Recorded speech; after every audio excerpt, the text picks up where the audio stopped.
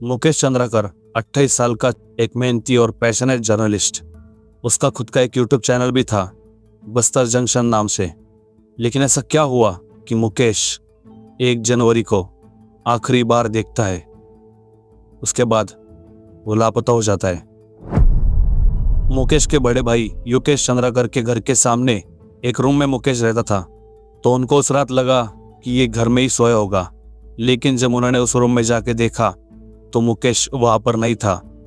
उन्होंने कुछ लोगों के साथ मिलकर पूरे गांव में मुकेश को ढूंढा, लेकिन मुकेश का कोई अता पता नहीं लगा। फिर उसका भाई पुलिस में जाके मिसिंग कंप्लेंट करता है, तो पुलिस अपनी इन्वेस्टिगेशन चालू करती है। और जब वो मुकेश का फोन ट्रैक करती है तो उनको मुकेश का लोकेशन मिलता है, जो एक सुरेश नाम के कॉन्ट्रैक्टर के प्रॉपर्टी पर दिखता है। अब मुकेश का आखिरी लोकेशन एक कॉन्ट्रैक्टर के पास ये कैसे हो सकता है? इसलिए पुलिस वहां जाके देखती है, लेकिन वहां जांच पड़ताल करने के बाद भी पुलिस को कुछ नहीं मिलता, उनके हाथ कुछ नहीं लगता। तभी उनकी नज़र एक सेप्टिक टैंक पर जाती है, जिसे देख के लग रहा था कि इसे सीमेंट और बजरी से अभी अभी ऐसा प्लेन किया गया है, उस पर लेप के। तो पुलिस ने जो सीमेंट की परत थी वो तोड़ी और उन्होंने अंदर देखा तो नीचे मुकेश की लाश थी। मुकेश की हालत ऐसी थी कि उसके सिर पर एक धारदार हथियार का घाव दिख रहा था और पीठ पर बहुत सारे घाव थे।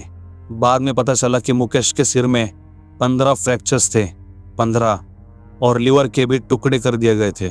इतने बेरहमी से उसकी जान ली थी। लेकिन ये सब किसने किया होगा और क्यों? पुलिस ने उस कॉन्ट्रैक्टर को गिरफ्तार कर लिया जिसकी प्रॉपर्टी से मुकेश की लाश मिली थी। उसका नाम था सुरेश चंद्राकर। क्योंकि कुछ दिन पहले ही मुकेश वहां पर एक सड़क की रिपोर्टिंग कर रहा था और उसने ये बताया था कि ये सड़क बनाने के लिए 120 करोड़ रुपए का कॉन्ट्रैक्ट लिया और काम कुछ भी नहीं किया। मतलब एकदम लो क्वालिटी की सड़क। और उस सड़क का कॉन्ट्रैक्ट इसी ने लिया था, सुरेश चंद्राकर ने। अब इसमें भ्रष्टाचार का एंगल सामने आया और इस खबर की वजह से छत्तीसगढ़ की सरकार को भी पता चला कि ये बड़े बड़े कॉन्ट्रैक्ट लेके क्या काम चल रहा है। मुकेश अपने काम से बहुत पैशनेट था और ईमानदार भी। और एक जर्नलिस्ट का यही तो काम होता है कि सच्चाई बाहर लाना, अपना ज़मीर ना बेचना। लेकिन जब उस सड़क के बारे में उसने रिपोर्टिंग की तो उस पर कॉन्ट्रैक्टर सुरेश चंद्राकर बहुत गुस्सा हुआ। उसने मुकेश को 2-3 बार मिलने को भी बुलाया था, लेकिन मुकेश गया नहीं। और 1 जनवरी को महेंद्र राम टेके और रितेश चंद्राकर, इन दोनों ने मुकेश को रात में खाना खाने के लिए बुलाया। मुकेश वहाँ पर गया और रूम नंबर 11 उन्होंने भाड़े पे ले लिया था। खाना खाते टाइम उन तीनों की बातचीत हुई और इसी बीच वही सड़क का मुद्दा आया बीच में कि तुमने उस रोड के बारे में क्यों रिपोर्टिंग की। क्योंकि कॉन्ट्रैक्टर सुरेश ने इन दोनों को बता दिया था कि तुम्हें अब क्या करना है। इसलिए उन दोनों ने मुकेश को उस रोड के बारे में पूछा, तो उन दोनों की मुकेश के साथ बहस हो गई और इसी बहस में उन्होंने मुकेश का रॉड से पीट पीट कर बेरहमी से खून किया।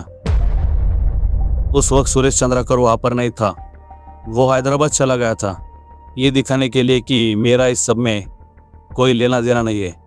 लेकिन पुलिस ने सीसीटीवी कैमरेज और फुटेजेस चेक करके सुरेश को हैदराबाद से गिरफ्तार किया और महेंद्र राम टेके, रितेश चंद्राकर, इन दोनों को भी हिरासत में ले लिया।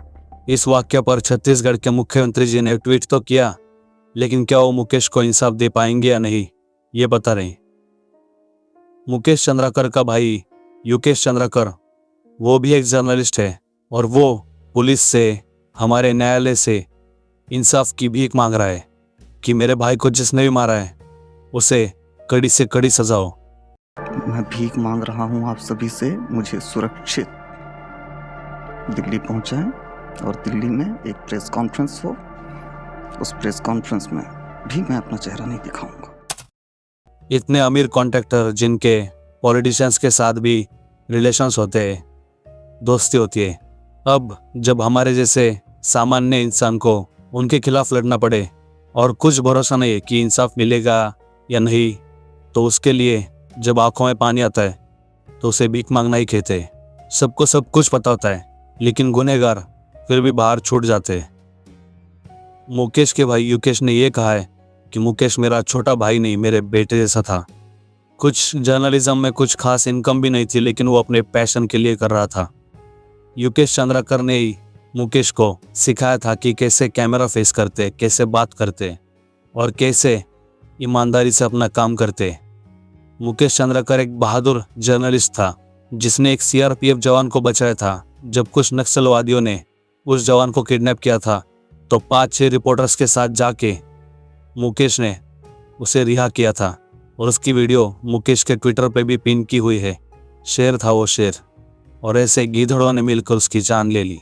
लेकिन अब परिस्थिति कुछ ऐसी है कि मुकेश का भाई युकेश भी डरा हुआ है और उसने जब भी मीडिया से बात की उसने एक ही रिक्वेस्ट की है कि मुझे कैसे भी करके सही सलामत दिल्ली में पहुंचाओ और वहाँ जाके मैं एक प्रेस कॉन्फ्रेंस करना चाहता हूँ और उसमें मैं सब कुछ बोलना चाहता हूँ।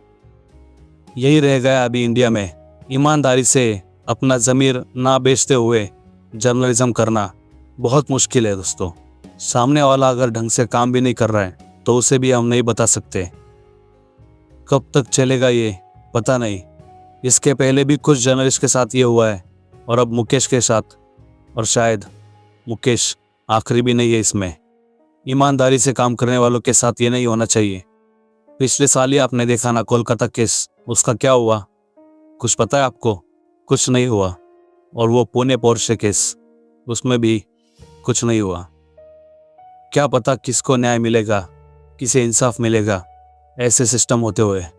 ऐसे छोटे छोटे गांव में, रिमोट एरियाज़ में, जहाँ पर कभी रेंज नहीं होती, कभी सिग्नल नहीं होता, वहाँ पर कौन करेगा रिपोर्टिंग जब ऐसे हालात सामने आए? सच का ऐसा खून किया जाए